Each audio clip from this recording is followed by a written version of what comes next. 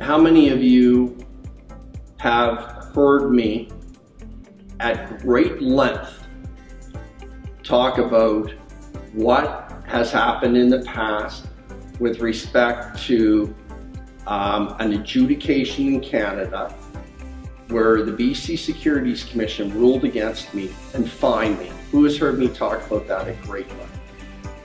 And who has heard me talk about that a lot at meetings to a point where club members say, "Shut up, Mike," and you've heard it over and over again? Now, let me ask you this is an important question. But when you get involved in projects and you work with me on projects, do you feel there's a great deal of transparency? Raise your hand if you're Absolutely.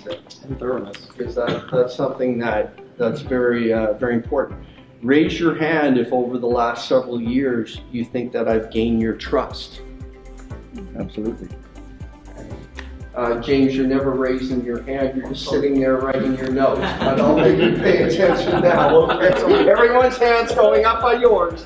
Here, James, do me a favor, raise your hand twice if you agreed to the last two. Okay, we're good.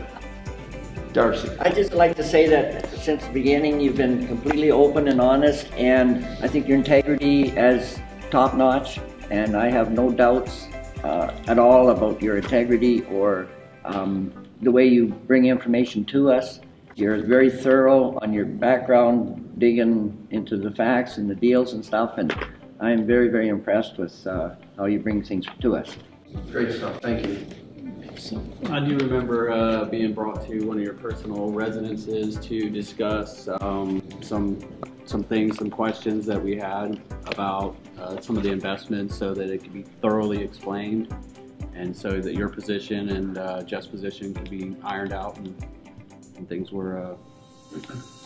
I think that's one thing I really tried in. Raise your hand if you've been to my house. Okay. And why do I do that? Because I want all the members of the club to feel very comfortable. And so come to my house where I live. You know where to find me, you know where I am. I've got a lot of stuff in there, it's packed in. And I have you come out there because, look, I want everyone to feel like it's a friendship, and I very much pride in it. Because it's one thing if I tell a story, it's another thing. Let me ask final question. How many of you made money in this room as a result of working with me? Okay. How many of you are happy that you've been working with me over the last several years? Okay. And I appreciate it because collectively, you guys in this small little group constitute millions and millions of dollars. But we're doing really, really well. I'll say as a testament that's very, very positive. Even in what we created as a club, and I'm very proud of the club members because in the last 2.5 years, we've created over 400 new jobs. But I got to tell you guys, I invited you guys back because I have a personal relationship with all of you. I certainly, I don't interact all the time with you guys, but I certainly consider you friends. So I'm very, very thankful, and thanks for sticking back and helping out a bit. So thanks very much, guys, and good night. All right, thank you. All right, thank you. And Sean, appreciate it, buddy. Thank you. Thanks, Richard. Thanks, Gary. Thanks, Darcy. Yeah. Really appreciate it. Yeah, he's a new guy.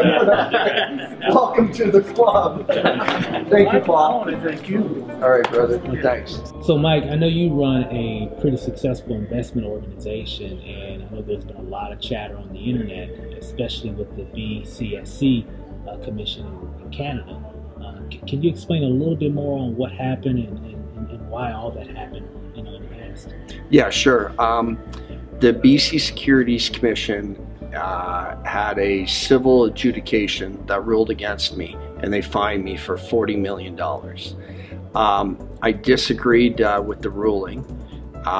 The regulators actually fully admitted that I had no personal gain and in fact lost more than any other single investor. What had happened at that point was I was doing a number of developments in Edmonton, Alberta, and at a time where the subprime mortgage crisis was occurring. And I actually misread the market in a way whereby I felt that the Canadian market would be much more stabilized, because in Canada you still had to put 20% down to buy a house, whereas in the United States there was negative amortization, there was qualification for loans with very little documentation. And it was all going well in Canada. I had pre-sold a few hundred building lots. But then what happened was the collapse of Lehman Brothers. When Lehman Brothers collapsed, what happened was Toronto-Dominion Bank, within a period of 30 days, called all land development loans in Edmonton. And so what happened was, essentially in a very short period of time, the few hundred lots that I pre-sold to builders, all that profit, all that money that had materialized essentially evaporated overnight. And all my payments were current with Toronto Dominion Bank. I went to the finance minister at that time in Canada, named Lathigee, and he was not of any real assistance. There was a lot going on with a lot of people at the time. And essentially, there was no need for it, because all my payments were current. I was in good standing. And Toronto Dominion Bank came in and essentially canceled loans that were all in good standing, because it could, according to the contract, the finance facilities that I had set up with them. And I actually created a YouTube video that I'd encourage anyone to look at. It's basically Toronto Dominion Bank and Mike Lathigee, and Lathigee, and you can actually see it, and it's got several thousand views, and it's basically the story of what Toronto Dominion Bank did in large capacity to put my company out of business. However, what the regulators determined was I did not have enough disclosure in my financial statements. They felt that the company was in a much more unstable position than I had disclosed. I disagreed. I disagreed because we had sold, our balance sheet was strong. We had sold a few hundred lots. In addition, I had two former CFOs who were at the adjudication. They gave testimony for over 2 days, about 16 hours of testimony. They described how the disclosure was accurate. They disclosed how what I was talking about was in fact the actual case of the shape the company was in at that point. However, in the end, the adjudicators disagreed. They ruled against me. The fine was $40 million, and since then I have launched several lawsuits that I've won successfully. Those are located on vindication.com, and on those it really talks about, in a lot of ways, I called it that because it's a lot of vindication towards my name. Another thing too is investors who have gotten involved with me over the last 5 years. I've always stated very publicly, make sure you go on the internet, Google my name, and get all your questions answered before you invest in any project that I'm doing. So you disclose that publicly, very, very clearly. Yeah, both in the prospectus, and because the type of investments meetings that I do, it's never done just through email and electronic mail and over the internet. Everything is done in person. I meet with everybody. It's I call it the Las Vegas Investment Club. I meet with everyone. We'll have anywhere, at our typical meeting, between 50 and about 200 people, and they have been told many, many times. I've told them the story. I've answered all the questions, and I think one thing that very much is going in favor right now is I've led several deals that have gone very well over the last 5 years, and basically it's gotten to a point where the members or the investors say, look, we know everything, we're comfortable with it, you don't have to keep talking about it. But I do keep talking about it. And I do keep talking about it because I always want to make sure it's out in the public domain. And I'm not going to go on and change anything on the internet. I'm proud of my track record. I'm proud of what I've done in the past. I certainly have not been right every time. I certainly give fault that I misread the subprime mortgage crisis. But again, the biggest loser on all that was in fact myself. I came to Las Vegas and I came down here with zero and rebuilt. I actually borrowed money to buy the house that I originally got when I came down here, with investors who still supported me, paid them back, and have done very well since then on rebuilding, and have a lot of happy people. Gotcha. So Mike, now I know there's been some recent news articles in several newspapers about some things that's happened in the past. I mean, care to comment on some of those different stories in some of the media outlets? Yeah, that's a great question. Thanks, Steve.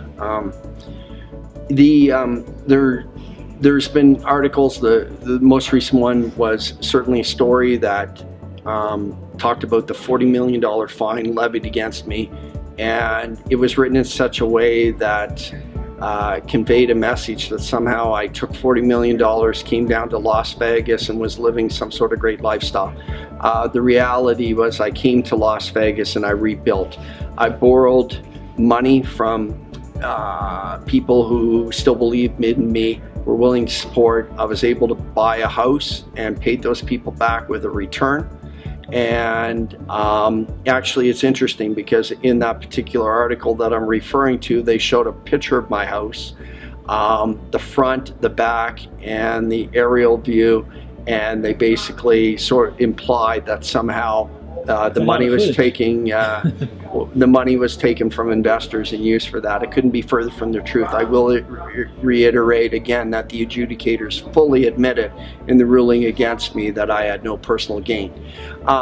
So that type of stuff, you know, you don't really fight against. What you do is you just continue to do the very best that you can for the people who are involved with you now, the investors who are involved. I have a great track record.